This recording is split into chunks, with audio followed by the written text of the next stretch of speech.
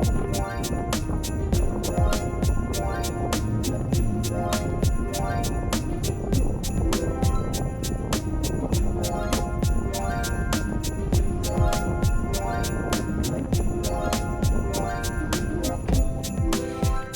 up guys, hope you're having a fantastic day. As always, doing a little video today with my Insta360 camera.